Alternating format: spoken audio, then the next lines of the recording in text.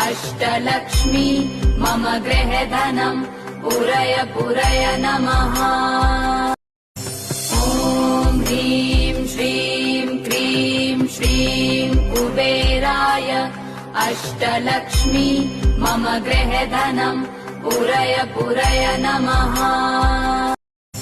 ॐ ह्रीं श्रीं क्रीं श्रीं कुबेराय अष्टलक्ष्मी मम गृहधनम् पुरय पुरय नमः। ॐ ह्रीं श्रीं क्रीं श्रीं कुबेराय अष्टलक्ष्मी मम गृहधनम् पुरय पुरय नमः।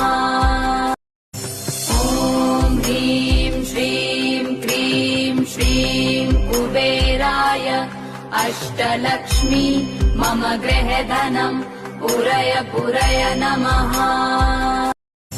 ॐ ह्रीं श्रीं क्रीं श्रीं कुबेराय अष्टलक्ष्मी मम गृहधनम् पुरय पुरय नमः।